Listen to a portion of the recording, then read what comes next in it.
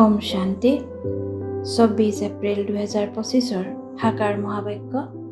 মৰমৰ সন্তানসকল, বৈজয়ন্তী মালাত আহিবৰ বাবে নিৰন্তৰ পিতাক স্মৰণ কৰা। নিজৰ সময় নষ্ট নকৰিবা। পঢ়াৰ প্ৰতি পুৰা ধ্যান দিয়া। প্ৰশ্ন: পিতাই সন্তানসকলৰ কোনটো এটা অনুৰোধ জনায়? উত্তৰ: পিতাই অনুৰোধ জনায়, মৰমৰ সন্তানসকল, ভালদৰে পঢ়ি থকা। পিতাৰ দাড়িৰ লাজ ৰক্ষা কৰিবা। এনেকুৱা কোনো বেয়া কাম নকৰিবা যাৰ দ্বাৰা পিতাৰ বদনাম হয়। সৎ পিতা, সৎ শিক্ষক আৰু সৎগুৰুৰ কেতিয়াও নিন্দা নকৰিবা। প্ৰতিজ্ঞা কৰা, যেতিয়ালৈকে পঢ়া চলি থাকিব তেতিয়ালৈকে নিশ্চয় পবিত্ৰ হৈ থাকিম। ধাৰণাৰ বাবে মুখ্য সাৰ: 1. সদায় নিচা থাকিব লাগে যে আমি আজি পঢ়ি আছোঁ, কাইলৈ মুকুটধাৰী ৰাজকুমাৰ ৰাজকুমাৰী হ'মগৈ। নিজৰ অন্তৰক সুধিব লাগে, মই এনেকুৱা পুৰুষাৰ্থ কৰোঁনে? পিতাৰ প্ৰতি ইমান সন্মান আছেনে? পঢ়াৰ চখ আছেনে? 2. পিতাৰ কৰ্তব্যত গুপ্ত সহায়কাৰী হ'ব লাগে। ভৱিষ্যতৰ কাৰণে নিজৰ টালি টোপোলা স্থানান্তৰ কৰি দিব লাগে। পঢ়িৰ পিছত সময় নষ্ট নকৰি হীৰাতুল্য হ'বলৈ পুৰুষাৰ্থ কৰিব লাগে।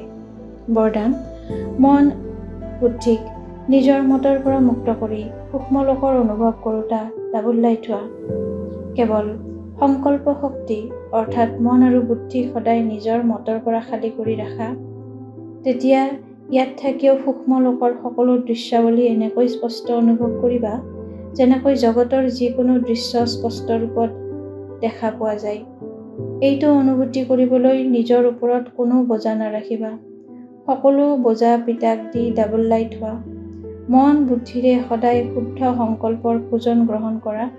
কেতিয়াও ব্যৰ্থ সংকল্প বা নেতিবাচক সংকল্পৰ অশুদ্ধ ভোজন গ্ৰহণ নকৰিবা। তেতিয়া ব্যৰ্থৰ বোজাৰ পৰা মুক্ত হৈ উচ্চ স্থিতিৰ অনুভৱ কৰিব পাৰিবা। শ্লোগান: ব্যৰ্থত পূৰ্ণ বিৰাম লগোৱা আৰু শুভ ভাৱনাৰ পুঁজি ভৰপূৰ কৰা। সংযুক্ত ৰূপৰ স্মৃতিৰে সদায় বিজয়ী হ'বলৈ আজিৰ অব্যক্ত সংকেত। যদি আগবাঢ়ি গৈ থাকোঁতে কেতিয়াবা অফলতা বা কঠিনতাৰ অনুভৱ হয়, তেন্তে তাৰ কাৰণ হৈছে কেৱল সহায়কাৰী হৈ যোৱা, ঈশ্বৰীয় সহায়কাৰী নোহোৱা। ঈশ্বৰক সেৱাৰ পৰা পৃথক নকৰিবা। যিহেতু নামেই হৈছে ঈশ্বৰীয় সহায়কাৰী, তেন্তে সংযুক্তজনক পৃথক কিয় কৰা? সদায় নিজৰ এইটো নাম স্মৃতিত ৰাখিবা, তেতিয়া সেৱাত স্বত ঈশ্বৰীয় যাদু ভৰি যাব। ওম শান্তি।